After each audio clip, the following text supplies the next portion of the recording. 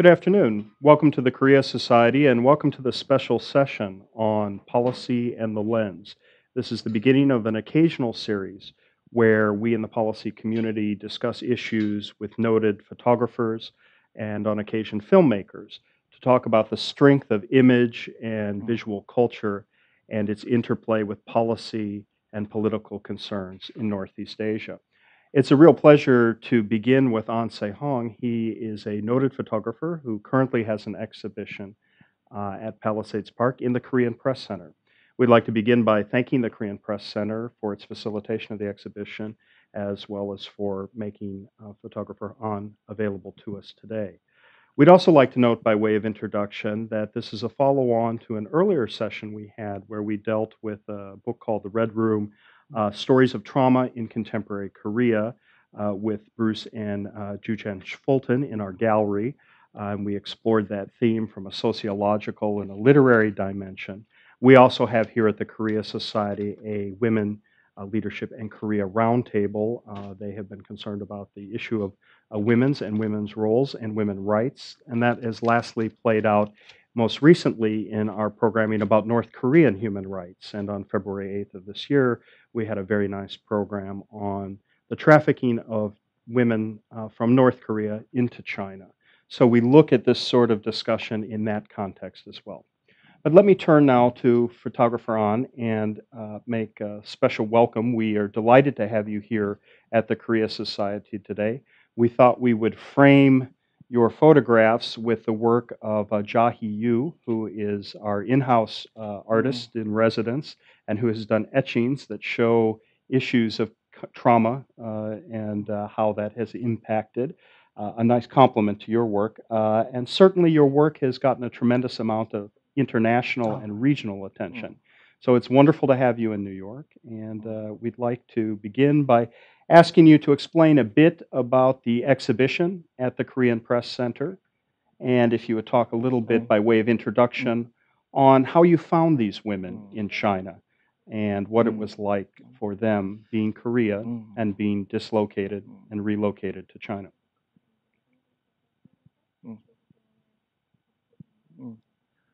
예, 우선 제가 이 할머니들 처음 만난 거는 이제 1996년도에 이 할머니들을 그 잡지 취재차 가서 만났었고, 그 이후에도 이 할머니들의 아픔을 잊지 못하고 제가 그 나름의 집에 할머니들을 계속 만나면서 그 아픔을 이야기까지 거의 3년이라는 시간이 흘렀습니다. The first time I met them is 1996 to take photographs for the magazine, and I couldn't forget their pains and suffering, so I started to volunteer for 3 years by visiting House of Sharing. 그리고 2001년도부터는 이 중국에 이 할머니들이 남아 계신 걸 알고서부터 7차례 2005년도까지 7차례 중국을 방문하면서 그 12명의 할머니들을 만났었고, 또 그분들의 그런 어떤 삶을 살았는지 그런 걸 취재를 했었습니다. And in 2001, I found out there are victims in China. So I visited China for 7 times until 2005, and I found 12 victims in China to reflect their lives in our photographs. An extraordinary indeed. Could you tell us a little bit about where they were from and where you found them? 우선 이 할머니들이 그 70년 전에 그 일본군 위안부로 끌려가셨다가 그 전쟁이 끝났지만 돌아오지 못하고 그 중국에 남아 계시는데, 그 일본이 그 전쟁을 일으킨 지역이면은 그 이 할머니들을 찾을 수 있었고, 그 지역들이 그 한국의 그런 북쪽에 그런 만주 쪽이라는 지역과 그리고 베이징, 상하이, 그리고 그 산둥 쪽, 그리고 우한까지 그 다양한 지역에 걸쳐서 이 할머니들을 찾을 수 있었습니다. After 7 years, he was able to find them everywhere that Japan has a war, and mostly it's in north in China, Manchuria, Beijing, Shanghai, and Shandong and Wuhan. 그리고 이 할머니들이 쉽게 그 찾을 수 있었던 이유가 당시 그 위안소가 있던 장소에서 그 벗어나지 못하고 평생을 그 근처에서 살고 계셨었습니다. The reason why I was able to find them is because they were mostly staying around Comfort Station because I didn't know how to escape that area. Mhm. Which is interesting, and let me pause here as you take us into this and just ask the very evident question. If one has been forced into what euphemistically is called a comfort station, why at the end wouldn't one try to get as far away or back to Korea? Why 음. did they stay in China? 그러니까 당연히 전쟁이 끝나면 이 할머니들은 자기 고향으로 돌아가는 게 당연한데 당시 이 할머니들이 그 속아서 그 중국을 위안부로 갔었고 또 그리고 거기에 그 전쟁이 끝나면서 일본 군인들이 먼저 도망을 쳤습니다. 근데 그 상황에서 이 할머니들은 자기가 중국이라는 곳을 와 있는 건 알지만은 중국에 어디 있는지를 정확한 위치를 몰랐습니다. 그리고 이 한국 땅을 떠나는 순간 우리말을 벌써 잊어버리고 위안소에서는 일본말만을 사용해만 했었고 그리고 이름조차도 일본 이름을 썼었는데 그런 상황에서 전쟁이 끝나고서 이 자기가 홀로 남겨진 순간부터 또 중국말을 배워야 되는 그런 상황에서 굉장히 어려운 삶을 살았던 겁니다.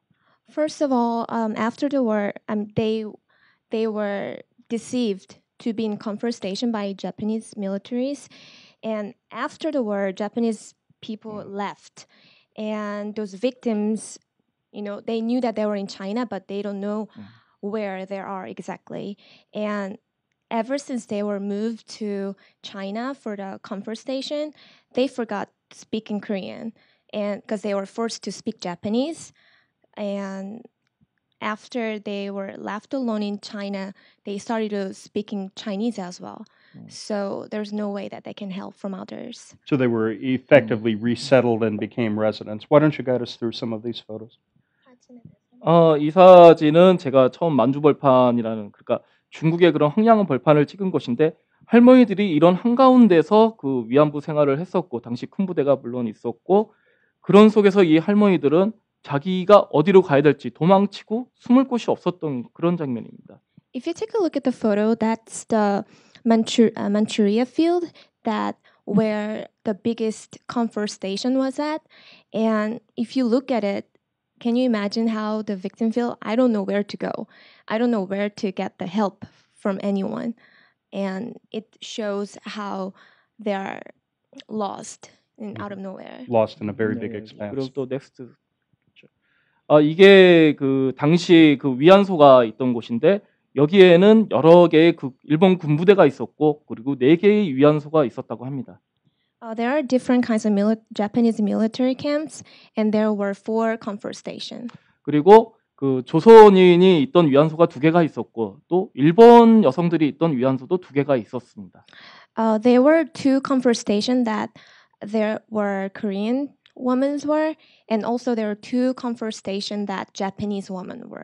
그러니까 대부분 이런 할머니들이 당시 그 일본 군인을 받을 때 평상시에는 보통 뭐 하루에 한 10명 정도 내외의 그 일본 군인을 받았지만은 또 전쟁이 끝나고 그런 들어오는 일본군을 받을 때는 하루에 20명까지도 20명 내의 그런 일본 군인들도 그 상대해야만 했다고 했습니다. Usually they had to deal with around 10 Japanese people, but after the war, usually 20. They have to deal with 20 people.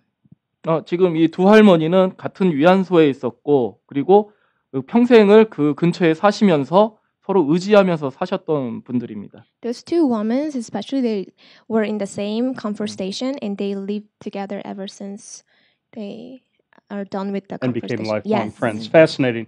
Maybe we can go to more of the photos from the exhibition as well. 예, 제가 이 할머니는 제가 처음 그 중국에서 만났던 할머니인데 그 이수단 할머니라고 흑룡강송 쪽에 살고 계셨는데 이 할머니는 우리말을 잊어버렸습니다. She is the first victim that he met. Her name is Lee Sudan in Heilongjiang province, and she forgot how to speak Korean. 그러니까 당시 우리 땅을 떠나는 순간부터 뭐 우리말을 사용할 수 없었을 뿐만 아니라 그 평생을 중국인들과 섞여 살다 보니까 우리말을 점차 잊어버렸던 건데 이 저희가 갔을 때 이 할머니가 그 과거의 얘기를 저한테 해주세요.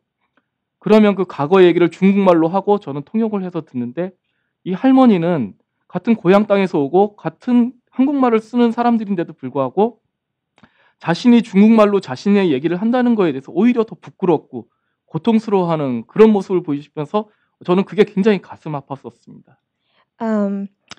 She was forced to speak Japanese in conversation, and then after that, she had to speak Chinese because obviously she was in China.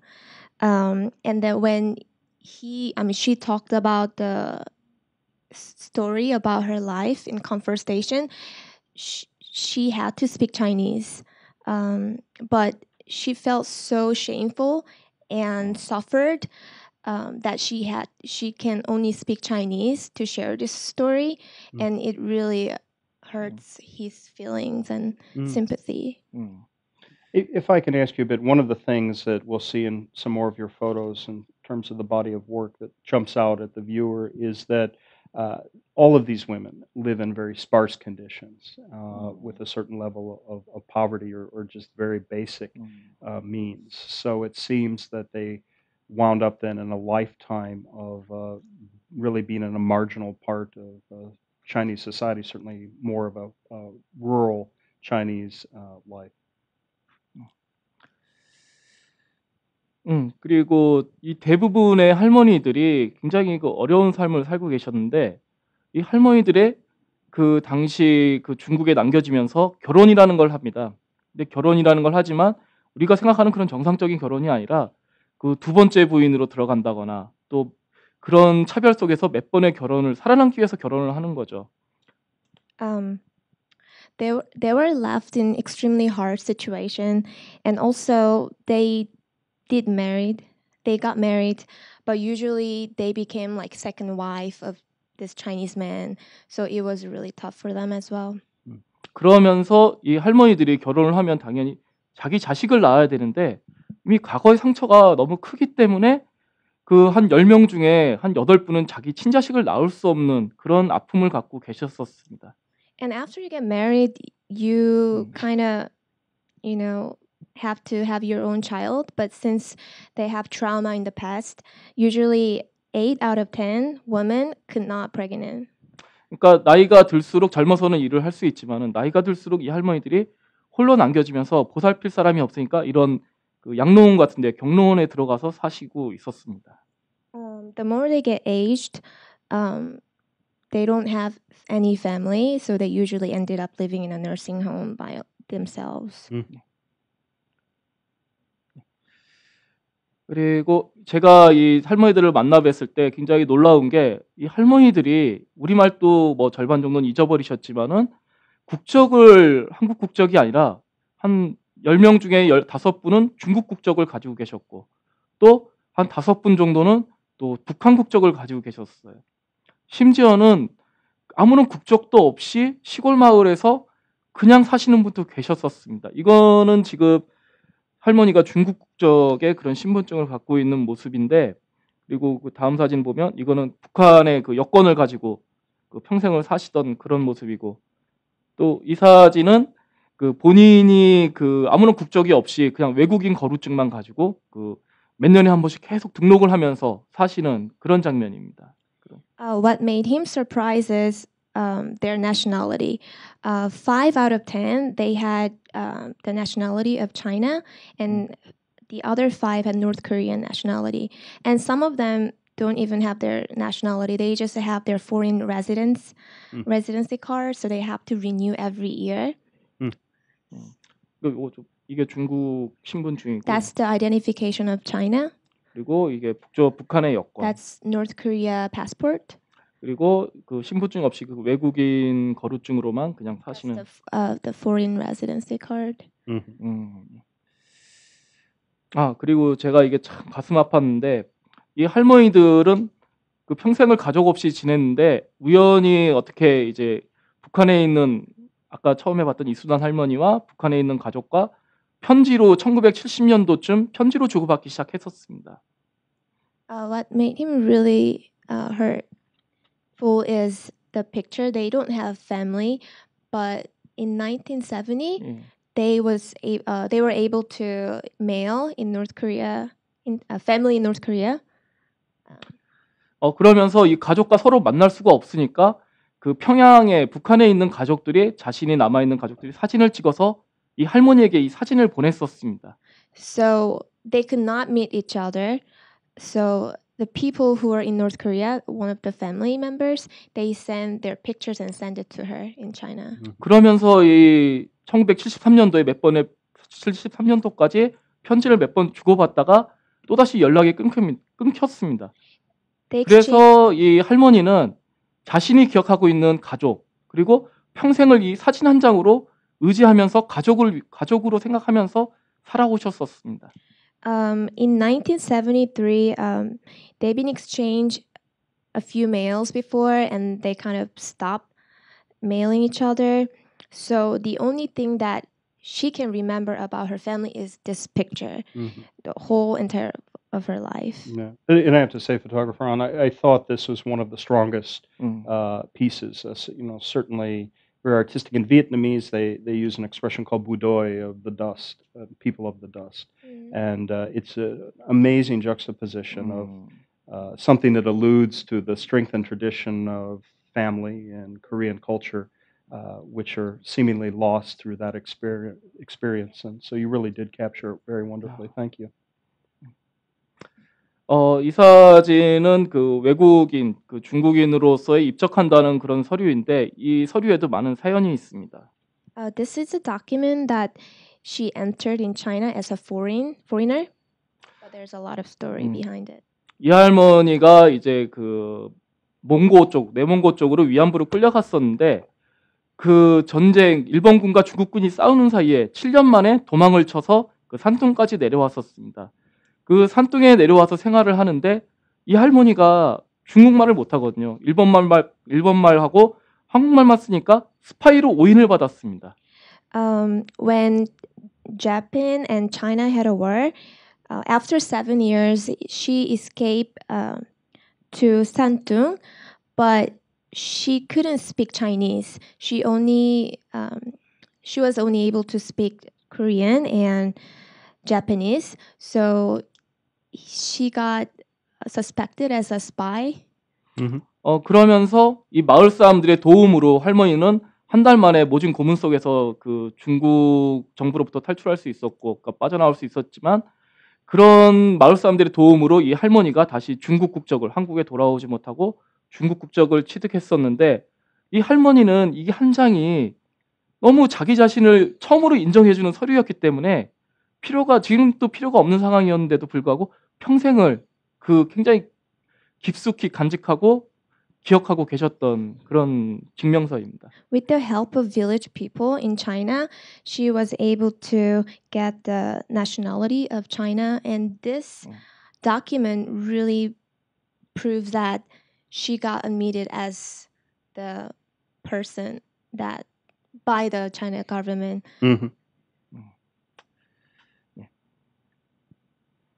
이 사진은 제가 항상 메인으로 쓰는 사진인데 제가 이 사진전에 제목이 있습니다. 뭐 한국말로는 겹겹이고 또 뭐 일본말로는 주주 그리고 영어로는 레이어 바이 레이어를 쓰고 있는데 이 할머니들의 그런 주름들이 굉장히 깊게 패인 주름들이 저에게 굉장히 인상적이었습니다. 그 삶들이 이렇게 세로로 그 주름이 생길 수가 없는데도 너무 고통스러워서 그런 세로로 생긴 주름들이 세로로 생긴 주름들이 굉장히 인상적이었습니다. This is one of his main photographs. If you take a look, the title of the photo is layer by layer. If you take a look, you could see the wrinkles that deeply carved, like vertical line, and it can really represent how painful their lives were. 그리고 두 번째로 이 할머니들의 가슴 속에 70년 전에 당한 고통이지만 그 고통이 끝난 게 아니었습니다. 평생을 타국에 살아오면서 그 고통이 쌓여서 굉장히 커다란 고통의 덩어리가 돼서 그런 레이어 바이 레이어라는 제목을 지었던 겁니다. And also, those pains were 70 years ago, but it didn't stop. It's just left the rest of their lives. 아쉽게도 재작년에 이 할머니는 돌아가셨습니다. Unfortunately, last year she passed away. It is interesting to note that most of your work here was done 2001 to 2005, and I believe from your materials that only 3 of the 9 women that you photographed remain alive today, which also underscores the pressing nature of some of their demands for justice and accountability. 네, 예. 아, Please. 그리고 이 할머니도 우리말을 다 잊어버리고 처음에 끌려갈 때 8개월 된 아들을 얻고서 중국으로 끌려갔었습니다. When she she took away, taken in the comfort station, she had a son who's 8 months years old. 그러니까 우리말을 잊어버리고 그리고 모든 걸 잊어버렸지만은 가족을 잊어버리고 그랬지만 이 할머니는 고향에 대한 기억을 잊지 않기 위해서 지도를 펼쳐놓고 자신의 고향인 한국의 그 진천이라는 지역을 항상 기억하면서 찾고 있는 그런 장면입니다. Even though she does not have any family anymore, she forgot Korean, but always she remembered her hometown in Korea, Jincheon, the name of the city. So she always look at the map and remember her past.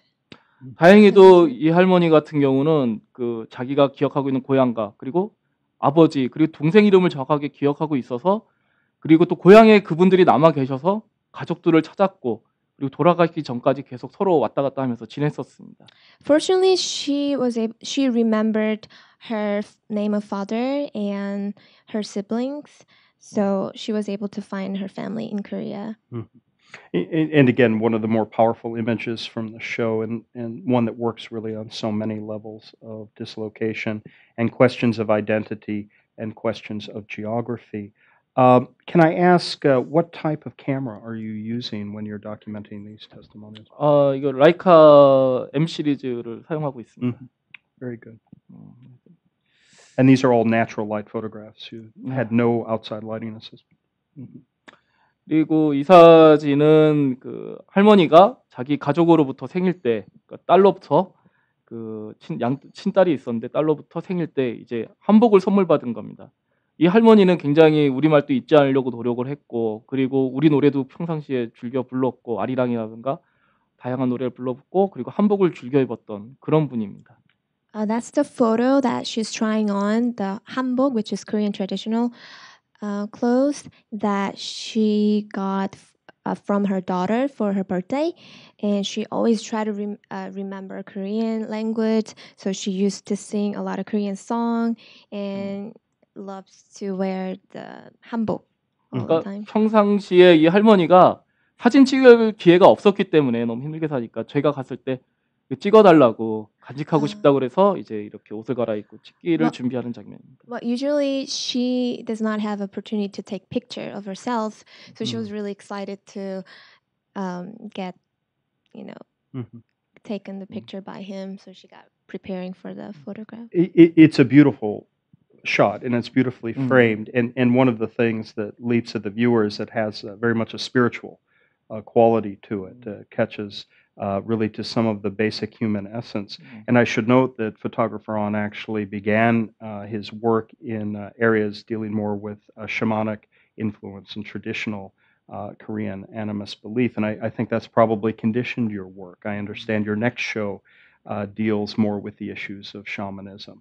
And it's a great illusion. But would you like to say a few more words about that issue of shamanism, society, and your work, how it's both influenced and is an upcoming product of your endeavor? 네. 네. 네. 제가 주로 인간의 내면의 그런 고통들 그리고 그 깊이 감직해 오고 있는 그런 것들을 계속 표현하기 위해서 뭐 특히 한국의 이런 할머니들의 가슴 아픈 사연이라든가 그리고 또 그런 샤먼에 대해서도 계속 작업하고 있고 앞으로도 제가 평생을 이 할머니들이 살아 계시는 동안 또 그리고 샤먼 같은 경우는 이제 평생을 그 작업할 계획에 있습니다. He would like to introduce the inner suffering of human being through the story and the photograph, and he's planning to do all those topics the rest of his life. Oh, please keep us informed of that. It's lovely work and certainly has informed your other projects here. Please. 이 사진이 이제 옷을 갈아입고 집 앞에 나오셔서 이제 그 사진을 찍는 장면입니다. 할머니가 유일하게 웃고 있는 제 사진 중에 유일하게 웃고 있는 그런 장면입니다.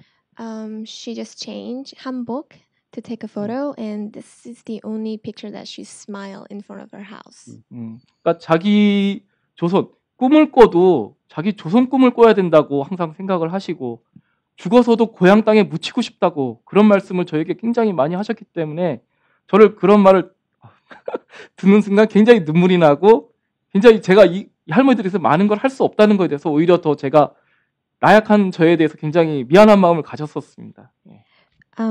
Even she thinks that I have to dream about my country, Korea, and also even after I die, I want to be buried in my country.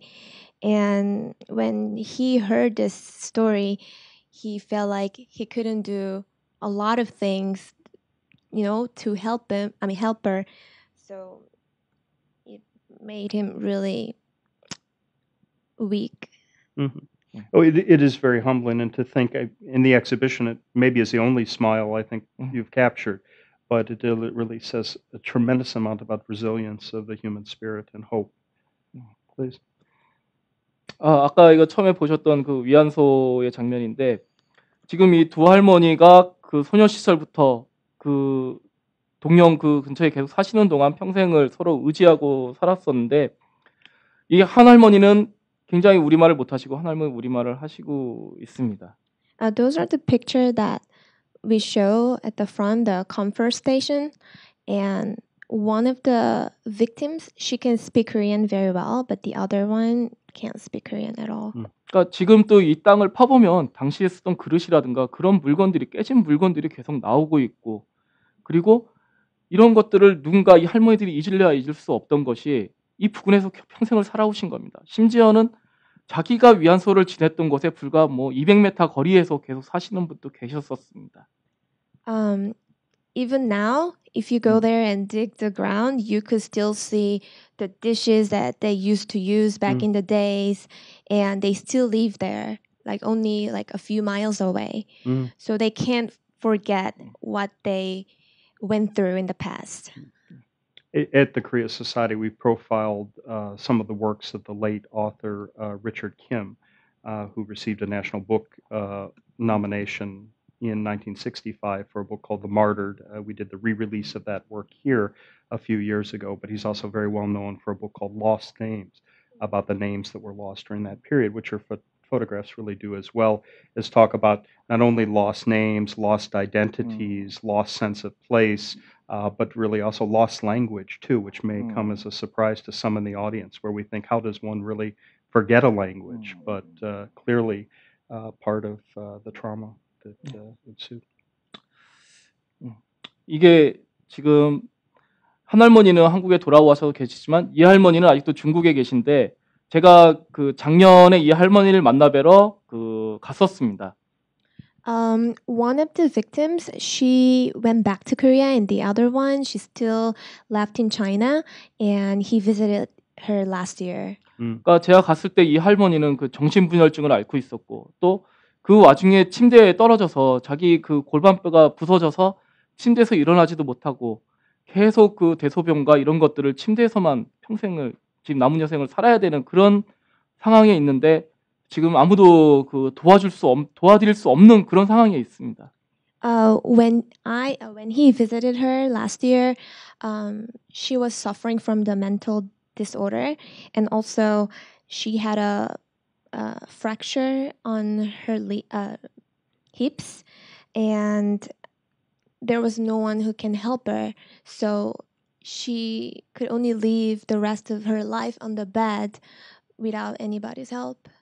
I must say, photographer Ahn, also looking at your biography and your early work in terms of Korean dal or masks, there's that mask-like quality here, and at some point in life, we all move toward a mask of death, or certainly those senior years. And it's a very compelling image in terms of that, and again, perhaps your early work as a young man really helped inform some of this.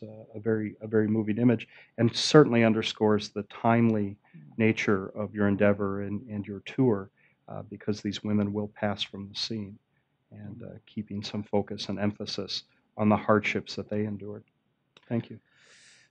이 할머니 또 사진인데 이 할머니가 저한테 얘기를 첫날 제가 만나 뵀을 때 할머니가 저를 기억했었는데 둘째 날, 셋째 날은 저를 기억을 못 하더라고요. 근데 이 할머니가 너무 힘드니까 그런 저한테 뭔가 얘기는 못 하시지만은 눈빛으로 저에게 뭔가를 도와달라는 그런 눈빛을 보내고서 저는 그걸 사진으로 찍었지만 그걸 제가 어떻게 해야 될지 그리고 많은 사람들에게 알려서 이 할머니들을 도울 수 있는 방법을 어떻게 찾을지 그거를 지금 생각하고 있습니다. First day he met her, she remembered, but the second day she couldn't remember him. Third day she couldn't remember him, and she couldn't share her story verbally, but he could read she needs help by looking at her eyes, and he didn't know what to do to help those women. But the only thing he could do is through the photograph he can raise the awareness among people and share this story with others. 네, 뭐 여기까지 사진은 This is the last photo. A very, very moving image and a very fitting one to close on. So thank you for that, and thank you for this important exhibition, which is up through April 18th at the Korean Press Center, and we're hoping that all of those who are streaming or watching this online have the opportunity to go and see this exhibition. And I know that you're planning to take the exhibition, hopefully, to places like London, Paris, Berlin, as part of what is a hoped-for 12 or so city effort that the Juju Project's involved with. Perhaps you could say a bit about the project and a bit about the Nikon controversy, which has received a lot of attention, most recently this week in the New York Times, and their write-up for you on their lens blog. 제가 이 사진전을 그 2010여 년도에 그 전시를 해야겠다 생각을 하고 2011년도 12월에 그 갤러리를 찾던 중에 그 니콘 갤러리에 이 사진을 보내고서 이제 그쪽에 그 유명한 평론가라든가 사진가들에 의해서 5명에 의해서 이제 결정이 났습니다. 사진전을 해도 좋다는 그런 오케이 사인이 났었고 그 5개월 동안 아주 그 충실히 그 사진전을 준비했었습니다. He wanted to do photograph gallery in 2012, so he applied for Nikon gallery, and he got selected. So he was preparing for 4 to 5 months to show his photographs. 그러니까 그러면서 이제 전시 한 달을 남겨놓고 저한테 전화가 왔었습니다. 니콘으로부터 전화가 와서 사진전이 중지됐다. 근데 이유는 밝힐 수 없다. 그리고 책임자도 만날 수 없다. 이런 식으로 저에게 얘기를 했었습니다. And he got a call like a month before his gallery, and they said, "We're gonna cancel the gallery, and I cannot tell you the reason, and you cannot talk to the manager." 그래서 저는 도저히 대화가 안 될 거라고 판단을 해서 일본의 그 법원에 가처분 신청을 해서 또 그 가처분 신청 결과에 의해서 다시 전시를 할 수 있게 되었습니다. So he felt he had to sue, and he did the legal action. And after that, they said he can have a gallery, right? You can have the showing. Yeah. Showing. 근데 그 저는 굉장히 기쁜 마음으로 그 사진을 들고서 갤러리를 찾아갔는데 갔더니 상황은 그게 아니었습니다. 그냥 갤러리만 열어줄 뿐이지 저를 방해하기 위한 그런 것들이 변호사라든가 경비원이라든가 니콘 직원들이 저를 대기하고 있었습니다.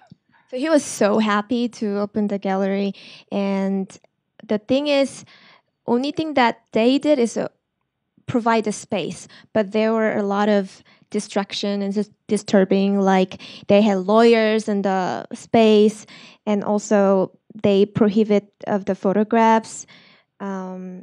A lot of security I saw in the photographs as well. Yeah. 자료 사진을 좀 준비했는데 이게 당시 그 니콘 갤러리에서 이제 사진전하는 입구였습니다. 제가 저기 있고 그리고 니콘의 변호사가 이쪽에 있습니다. That's the entrance of the gallery, and you can see the lawyer standing right Mhm. here, and on the right side you can see the photographer. And even I heard there's a metal detector, like an airport. Mhm. 그러니까 니콘의 변호사들이나 니콘의 직원들이 저의 일거수일투족을 감시하는 겁니다. 제가 무슨 얘기를 하는지, 그리고 누구를 만나는지, 그리고 그런 걸 통해서 이 뭐가 문제점이 생기면 언제든지 사진전을 중지시키겠다고 저에게 협박을 했었습니다. They were pretty much watched him the whole time, who he talked to, and even by recording his conversation with other people, and keep threatening him. If something happened, we have to stop this gallery showing. 그러니까 그런 누군가 만나고 이러면은 촬영을 하고 녹음을 하고 굉장히 많은 인권 침해를 받았었습니다. And he felt like there were a lot of violation of humanities 그게 2주 내내 이루어졌었습니다. for 2 weeks. Well, one of the things we have tried to do here at the Korea Society is to talk fairly frequently about issues of rising nationalism in Northeast Asia, in places like Japan, in Korea, and in China, and the tensions that have resulted. We've seen that as a major focus of media reporting over the course of the last year or so as tensions flared around the territorial issues. But certainly, this is an interesting example of your experience in that regard. Did you have one or two more shots of the gallery? 이게 이제 그 너무 과도한 경비, 그러니까 그 관람객들이 오는데도 그 여자건 남자건 상관없이 가방을 다 열어보고 저런 금속 탐지기를 통해서 굉장히 귀찮게 하는 장면도 있었습니다. There was extreme security when guests are coming to see his gallery. They were doing the metal detector and search all of their purses and bags. It was unnecessary. 이게 이제 갤러리에서 사진전을 관람하는 모습인데 이 안에서 제가 마음대로 사진을 찍을 수 없는 상황이었습니다. 사진을 찍는 것도 허락하지도 않았고, 그리고 기자들이 와서도 아무런 취재를 할 수 없고, 인터뷰를 하고 싶으면 진짜 그 니콘 갤러리로부터 뭐 한 1, 2km 떨어진 점, 그러니까 쫓아오지 않는 지점까지 몰래 나가서 인터뷰를 하고 그랬었습니다. That's the view of the gallery space. The thing is, he's not even allowed to take a photo of his exhibition place, and no media interview, nothing. If he really wanted to get interviewed by media, he has to be away, like a few miles away from those Nikon staffs. I mean, really, the interesting reality is that you have these very small but disproportionately influential nationalist elements, and really across Northeast Asia. Certainly, that's a worrying trend in Japan, as your photos indicate. And all I can say is from a certain degree of field work, it seems to me that most average Japanese, like most average Koreans, like most average Chinese, actually have great sympathy on these issues. The person on the street, the regular person, the young person, has a lot of sympathy, and your images really help drive that home. So let's hope that the lasting story of this era is not about those elements. Let's hope that that's something we can move beyond. Certainly, art helps those in the policy world move beyond those sorts of limitations. So we wish you luck in that regard. Is this the last shot, I believe? Oh, is there one more? Okay. 이게 이제 갤러리 안에도 경비가 있고 제가 이렇게 쉬고 있는 그런 장면인데 제가 찍을 수 없으니까 많은 사람들이 그 핸드폰으로 셀로폰으로 몰래 찍어서 저한테 많이 보내왔던 그런 사진들입니다. He's sitting down there, and there's a security as well. Since he can't take a photograph in the exhibition, so other people were taking pictures for him, secretly. 그러니까, 이런 많은 방해가 있었지만 거의 2주 동안 거의 7,900명의 그런 관람객들이 다녀가셨고 또 그분들이 저를 대신해서 제가 힘이 없다고 생각하시든지 당연히 그 니콘의 그런 많은 항의를 해주셨고 그랬기 때문에 이 사진전이 2주 동안 유지될 수 있었습니다. Even there were a lot of challenging situation. There were 7,900 guests, and Very significant. a lot of people felt like he needs help and support. So they complained for the Nikon company. And of course, I'm sure you told them you use Leica. So I'm sure that was probably your good closing vantage. I would encourage you to, if you haven't already, to see the Leica Gallery here on Broadway in Lower Manhattan. It's a wonderful facility and has lovely showings. As a Leica user myself, I try to get there fairly frequently, and it's a very lovely place. 아, 또 한마디 더 하고 싶은데 제가 지금 라이카 카메라를 쓰고 있지만은 지금 이 사진은 그 초기 사진이 그 라이카와 니콘을 같이 병행을 했었는데 니콘 카메라로 찍었던 예, this one. 니콘 F4로 찍었던 Oh, That was Nikon. with the Nikon F4. They should take pride in that photo. It is a beautiful photo, and it shows very well in that large format. And again, we would encourage everyone to please, if they haven't already, to get to the Korean Press Center and to have a look. We did want to thank you for your time in visiting the Korea Society. This will reach a large number of people through our online programming efforts. To that extent, I also wanted to thank a few people here today, in particular Chang Lee, who is with Columbia University Press and who came forward and said this is a wonderful showing and an important individual, an important artist, if there's a way to have him in for a conversation. So we thank Chang Lee for that. And I'd also like to thank Nikki Desai of our policy staff. She is also the convener of the Women Leadership in Korea Roundtable and has a master's with a focus in gender studies from Monterey and is very committed to both human rights and women's issues. It's her birthday, and we wish her well and a very happy birthday. And to Peter in our sound booth, who's done a lot of good work with melding in this video. And then finally to Jahi Yu, who is our artist in residence. After we're done here in just a moment with this taping, she will be offering a few thoughts on her etchings and about this notion of trauma and pain that's also portrayed in her work. And thank you for really masterful effort. We do hope you come back, and we hope that you share not only your continued work on this and the Juju Project, but also your work in the shamanic arts area as well. We'd love to see more of your photography. And thank you for being part of this initial effort at focusing on policy and the lens, our effort to marry policy with prominent photographers and filmmakers. Thank you so much. Thank you very much. Thank you.